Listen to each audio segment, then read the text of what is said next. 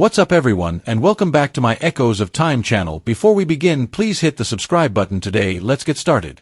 Things we didn't learn in history class about King Henry VI. Henry VI became king when he was young and took over both the English and French crowns. He had instances when his mental disorder made it hard for him to do his job. Some people have even labeled him Mad Henry. When the country was fighting for the English throne, his mental sickness made him unable to talk or move, let alone rule. Henry was able to do several very bad things throughout his reign, even though the people closest to him tried their best to stop him. These things had very serious consequences, like losing the crown. Henry VI had a mental illness that came and went but never went away. Check out this list to see what we know about his sickness that hasn't been named yet. He didn't know that his only son was born. Henry's wife was pregnant with their first son in 1453 when he fell completely asleep. This would usually be a highly happy occasion, especially for a monarch who really needed a son. The king, on the other hand, didn't seem to care that his son Edward had been born. When he was shown his son, he looked at him for a long time before turning his head away. When Henry VI finally woke up, he needed to be reminded that he had a son. He couldn't move because of his mental illness. Henry's illness altered him both mentally and physically. He stayed slumped over when no one was around to help him, and he couldn't move his arms or legs or even lift his head. He wasn't reacting to what was going on around him. They didn't know what to think of it at the time, but now they would probably say it was catatonic schizophrenia. During the War of the Roses, it kept him from being the realm's defender. Henry VI was king during a very hard moment in English history.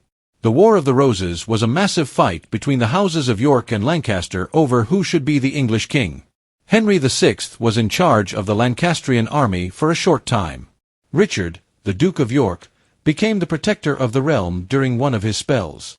This made it almost impossible for him to keep his army in line. After that, things got worse for the Lancasters because there were contradictory claims to head the Lancastrian forces and public unrest due to the lack of leadership. His breakdown may have been caused by a shocking military defeat. If you want to know what might have made Henry VI go crazy so quickly, the things that happened right before he fell apart are an excellent place to start. Historian David Grummett thinks that Henry's mental breakdown may have been caused by the War of the Roses' sudden change in military fortunes. Henry's army, led by the Earl of Shrewsbury, mounted an ill-prepared attack against French gun emplacements in the town of Castillon, which is when Shrewsbury was killed in battle. Henry returned to his hunting camp at Clarendon after hearing about this dramatic change in early August. By August 5th, he was in a daze. Historians are sure that the two events are very close together on Henry VI's timeline of mental illness. However, they are not sure if the shock of Shrewsbury's death led Henry to have a mental breakdown. He forgot things and lost track of time. It seemed like the king didn't know what time it was or what memory was, and he couldn't say what he meant or show that he knew what was going on around him. He didn't pay attention to anything around him for more than a year, and when he finally came out of this mental condition in 1454, he had no idea how long it had been. It might have been schizophrenia. Many modern experts believe that Henry had schizophrenia because his condition started suddenly as an adult and his symptoms were very bad, notably his hallucinations. It is also known that schizophrenia can come and go. Machine Gun Kelly's Amazing History of Dating. He became better on Christmas Day, which was a surprise. Henry VI, who had been mentally ill since August 1453, suddenly became clear-headed again on Christmas Day 1454. He sang and joked during a brutal fight. Henry VI never fully recovered from his first attack of mental illness in 1454. He continued to act strangely for the rest of his life. During the Second Battle of St. Albans, he swung his sword and sang and laughed madly, as if he didn't know what was going on around him. Edward IV took him down later that year. After he died, a lot of people thought he was a saint. After he died, people said that Henry VI had done hundreds of miracles, which made him a cult figure and gave him the status of an unofficial saint and martyr. Henry VII tried to stop Henry VI's usurpers and support the Tudor claim to the throne, but this continued. Some people thought that Henry VI's mysterious but well-known illness showed that he was very spiritual. People who wanted to avoid migraines would wear his hat, which stayed on his tomb in Windsor until the Reformation. People thought Henry VI would die and go crazy in 1441. Henry may have known that his mind was going to break down. Eleanor Cobham, the wife of the Duke of Gloucester, used horoscopes to predict that Henry would get sick and die in 1441, when he was 20 years old. Henry's own doctor, John Somerset, gave him a much better horoscope after she was arrested.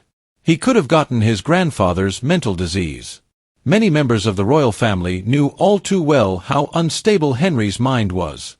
Catherine of Valois, his mother, presumably thought of her own father, Charles VI of France, a lot when she witnessed her son having episodes.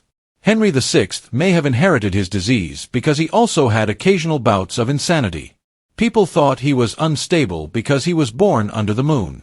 In the 15th century, experts looked into astrological charts as a way to help Henry with his strange condition.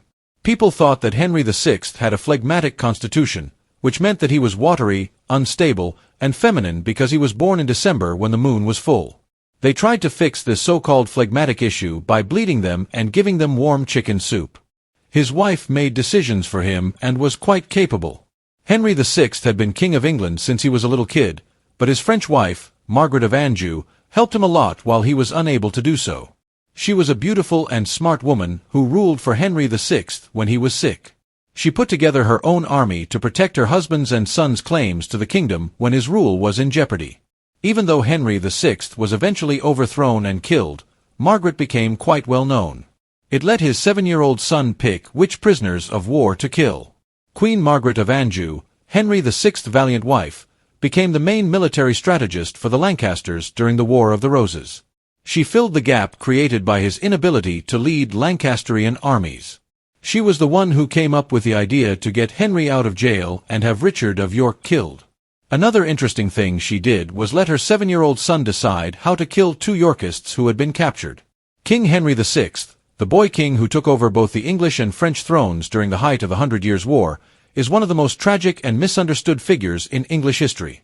His gentle nature, crippling mental illness, and passive personality were very different from the violent political climate that surrounded him.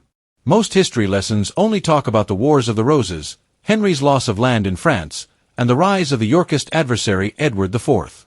However, there is a lot about his life that is not often talked about. Henry became King of England when he was only 9 months old, making him the youngest king in the country. He grew up under a series of protective regencies that kept him safe from both political and emotional problems. This shaped him into the deeply religious, shy, and peace-loving man he would later become. But behind this public persona was a guy who was mentally sick and had moments of mental illness that made him entirely unresponsive, unable to speak or move, and sometimes even unable to recognize his own family members. People at the time called him Mad Henry because his problems were so bad. Modern historians think he had a sort of catatonic schizophrenia that he got from his maternal grandfather, Charles VI of France, who famously thought his body was made of glass. One of the most unexpected events happened in 1453, when Henry's wife, Margaret of Anjou, finally gave birth to their long-awaited and much-needed son, Prince Edward.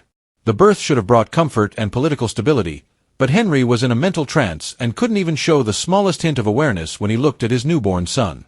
He stayed in this state for more than a year, completely unaware of what was going on around him. When he eventually got well in Christmas 1454, he needed to be informed that he had a kid. Henry's physical symptoms were just as scary. He slumped in his chair unless attendants propped him up, couldn't lift his head or limbs, and often looked like he had no muscle control. This left his court completely unsure of how to make sense of his disturbing change. Most modern experts agree that Henry's symptoms hint to schizophrenia with catatonic aspects. This condition was not well understood in the 15th century, so the king's guardians weren't sure if he would ever get well. This inability couldn't have come at a worse moment because England was about to enter one of its most deadly times, the Wars of the Roses, a fight between the houses of Lancaster, Henry's house, and York. Henry's mental state was unstable, so Richard, Duke of York, took advantage of the situation to become protector of the realm. This made Queen Margaret very angry since she thought the Yorkists were trying to steal her son's birthright. But Henry's failure to lead the Lancastrian army caused his group to lose its unity. Conflicts over command, social unrest, and rival claims to protect the crippled king all hurt the Lancastrian cause, leaving a political void that finally led to Henry's first deposition. Henry's first mental collapse may have been caused by a terrible loss in the war in France, which is strange. David Grummett, a historian, says that Henry got news of the terrible Battle of Castillon just days before he died. The Earl of Shrewsbury led a failed attack on French artillery positions and was killed. This was the last time England lost control of Aquitaine. Henry went back to Clarendon to hunt after hearing the news, but he soon had a full mental breakdown and fell into the deep depression that marked the start of his protracted mental decline. When he finally woke up more than a year later, he had no memory of the months that had passed and didn't know how much political havoc his absence had caused. Henry's health got worse over time, even after this brief recuperation.